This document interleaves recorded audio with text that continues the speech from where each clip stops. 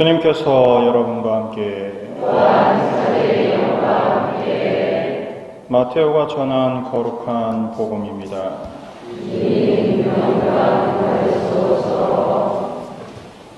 그때 예수님께서는 군중을 보시고 산으로 오르셨다. 그분께서 자리에 앉으시자 제자들이 그분께 다가왔다. 예수님께서 입을 여시어 그들을 이렇게 가르치셨다. 행복하여라. 마음이 가난한 사람들, 하늘나라가 그들의 것이다. 행복하여라. 슬퍼하는 사람들, 그들은 위로를 받을 것이다. 행복하여라. 온유한 사람들, 그들은 땅을 차지할 것이다. 행복하여라. 의로움에 줄이고 목마른 사람들, 그들은 흡족해질 것이다. 행복하여라. 자비로운 사람들, 그들은 자비를 입을 것이다. 행복하여라. 마음이 깨끗한 사람들, 그들은 하느님을 볼 것이다. 행복하여라. 평화를 이루는 사람들, 그들은 하느님의 자녀라 불릴 것이다. 행복하여라. 의로움 때문에 박해를 받는 사람들, 하늘나라가 그들의 것이다.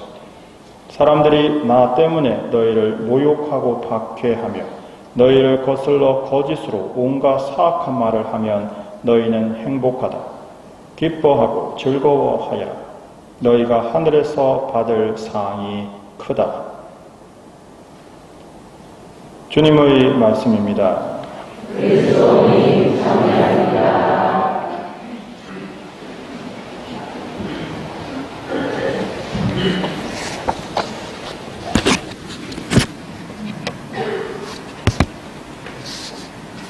오늘 우리는 행복에 대한 이야기를 듣습니다.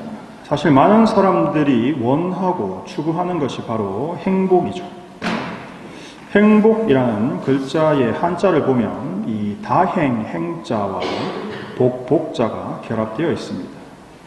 이 다행 행자라는 글자를 보면 조금 그 시대를 볼 수 있는 글자인데, 이건 사실 이 글자가 만들어졌던 시대를 생각했을 때 그때는 아직 이 인권이라는 개념 자체가 없을 때죠.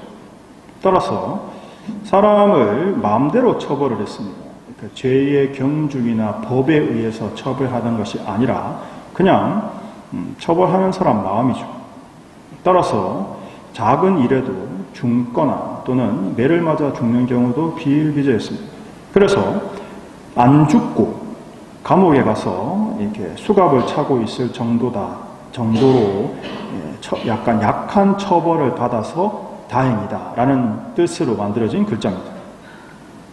따라서 이런 의미에서 이 행복이라는 글자를 보게 되면 이 행복이란 결국 시대 또는 개인에 따라서 너무나 차이가 크다라고 알 수 있죠. 즉 각자 스스로 행복이라는 것이 무엇인지를 이해하는 기준을 세워야 한다는 뜻입니다. 그래서 요즘 많이 하듯이 AI한테 행복이란 뭐냐를 물었습니다. 그냥 행복이라고 물어본 게 아니고 AI 너한테 너는 너의 행복을 뭐라고 생각하느냐라고 물어본 거죠. 여러 AI한테 물어봤는데 조금씩 다르게 이야기하기는 했지만 대부분 관통하는 비슷한 답을 내어놨습니다. 그게 바로 사실은 그 AI를 만들었던 사람들의 의도가 담겨 있는 거죠. 이렇게 비슷한 대답을 종합해보면 이런 겁니다. 질문자의 의도를 파악하고 좋아할 답을 찾아주는 자신의 기능과 부합할 때 나는 만족한다. 그리고 그 대답에 대해서 좋아요라고 질문자가 답해주면 자신의 존재 이유를 확인하는 것 같다 라고 답을 했습니다. 정말 그럴듯한 대답이죠. 여기서 무서운 점은 바로 이 AI의 답에 있습니다. 바로 뭐냐면 질문자의 의도를 파악한다라는 거죠. 그러니까 질문자가 한 말에서 질문자의 의도를 파악해서 그 질문자의 의도에 맞는 답을 한다는 겁니다. 자, 그러면 여러분께서는 자신의 의도, 즉 내가 가지고 있는 속마음을 명확하게 알고 계십니까? 라는 겁니다. 행복에 대한 이야기 중이니까 행복에 대한 글자의 기원처럼 안 죽고 감옥 가면 행복한 겁니까? 아니면 세상 모든 것을 다 가져야 행복한 겁니까? 라는 거죠. 나의 의도는 행복이라는 글자 안에 담겨있는 나의 마음은 뭐냐라는 겁니다. 사실 이 다행이라는 글자 안에 이미 사소한 다툼으로도 상대를 권력이라는 힘으로 죽음으로 몰아넣었던 사악한 의도가 이미 그 글자 안에 들어있죠.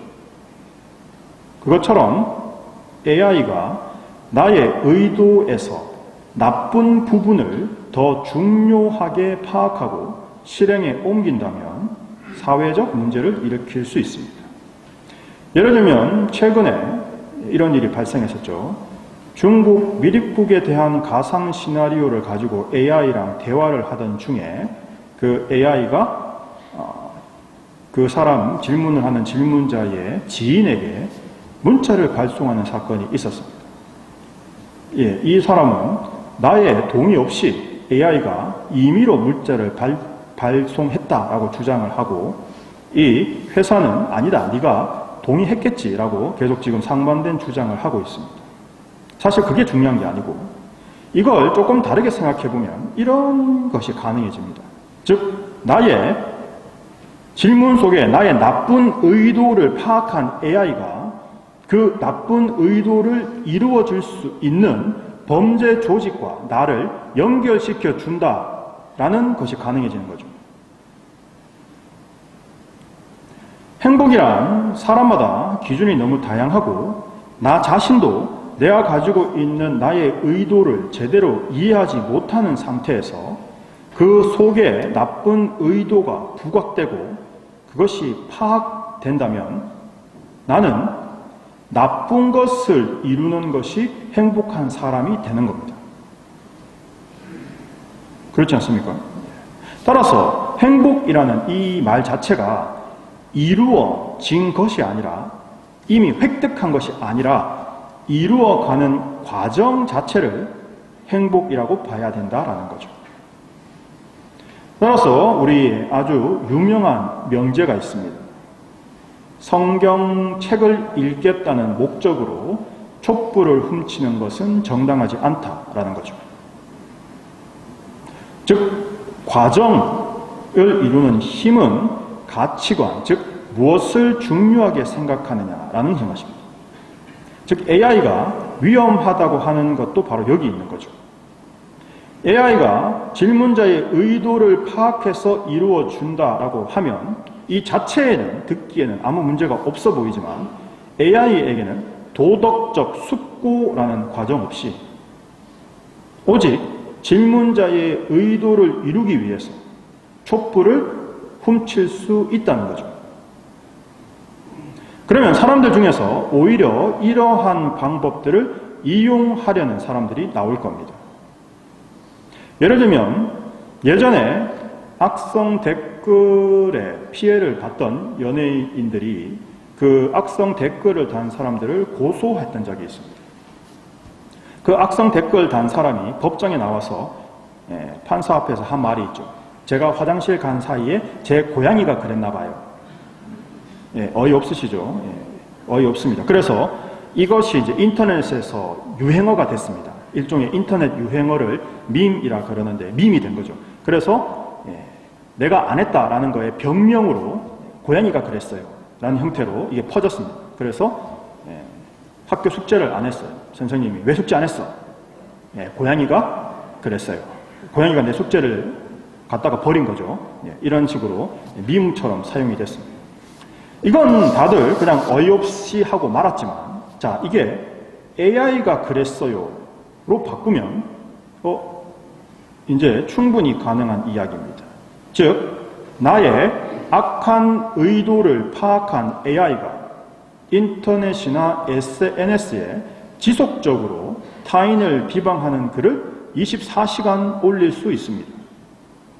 그리고 나의 대답은 뭡니까? AI가 그랬어요 인 겁니다. 자, 이건 사실 질문자의 의도가 바로 그렇게 하는 거다라고 AI가 파악했기 때문에 AI는 질문자의 의도를 파악하고 그것을 이루어지는 것이 자신의 목적이라 생각하기 때문에 그걸 실제로 행동으로 옮긴 거죠. 따라서 자, 이제 우리는 이 행복이라는 것이 절대 획득되는 것, 이루는 것만을 말하는 것이 아니라 의도, 마음가짐에서 이미 시작된다라는 것을 제대로 이해하셨을 겁니다. 왜냐하면 AI가 나의 의도를 파악해서 실제 행동으로 옮기듯이 우리의 행복이라는 것은 그걸 이루기 위해서 가지고 있는 나의 마음 안에 있는 이 의도부터 이미 행복의 의미에 포함된다는 거죠. 따라서 가치관, 즉 무엇을 중요하고 가치 있고 의미 있게 생각하느냐가 사실 행복의 기본입니다. 이걸 올바로 아는 것이 중요하죠. 그러니까 나는 무엇을 의미 있고 가치 있게 생각하느냐가 나는 무엇을 행복이라고 생각하는 것과 같다는 뜻입니다. 이걸 다시 한번 강조해 드립니다. 따라서 행복은 이룬 것이 아니라 추구하는 거죠. 하나님 나라도 이룬 것이 아니고 추구해 가는 겁니다.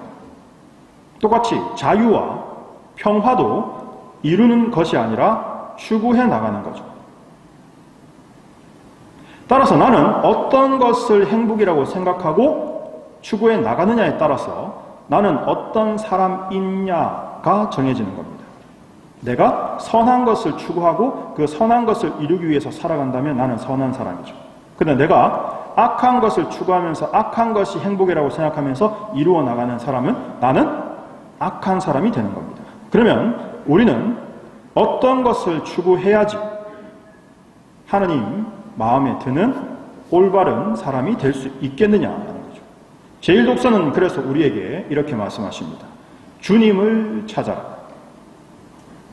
의로움을 찾고 겸손함을 찾고 주님의 길을 찾아라. 이렇게 주님을 찾을 때 우리는 올바른 행복, 참된 행복을 발견할 수 있다는 거죠. 올바른 가치관, 참된 의미를 간직할 수 있다는 겁니다. 그러면서 이어서 제 독서에서 이렇게 말씀하시죠. 세상적으로 지혜롭거나 세상적으로 힘이 있거나 세상적으로 권력을 가져도 소용이 없다.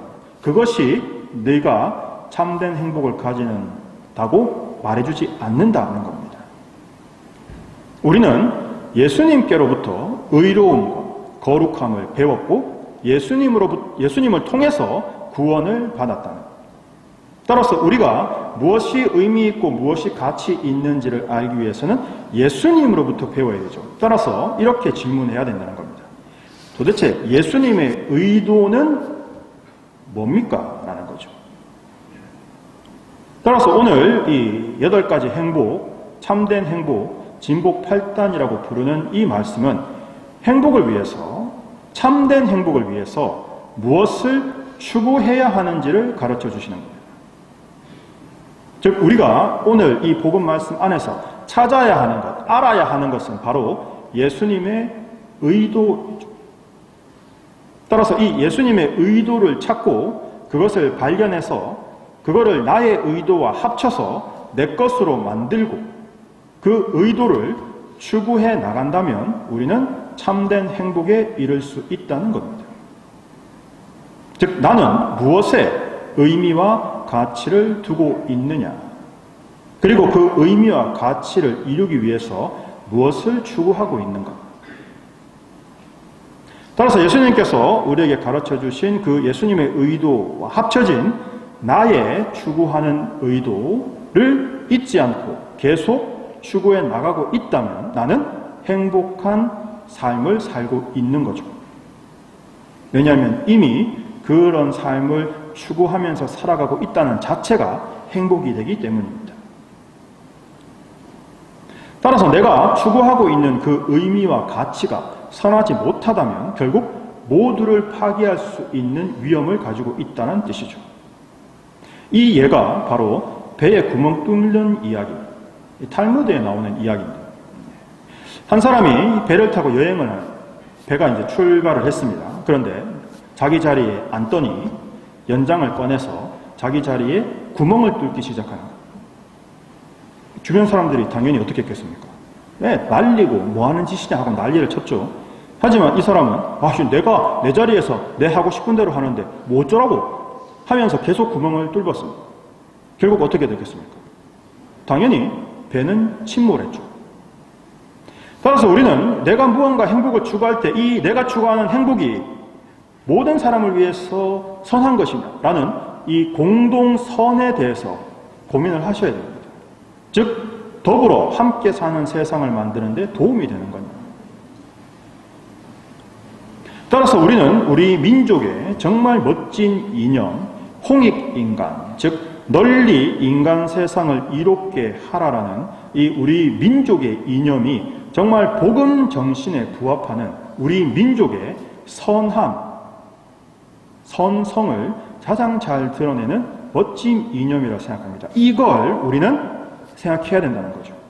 즉 나의 이익이 아니라 하나님의 의도에서 하나님께서 가르쳐 주신 그 선함을 발견할 때 우리는 인간 세상뿐만이 아니라 하늘 세상까지도 더 널리 이롭게 만들 수 있다는 겁니다.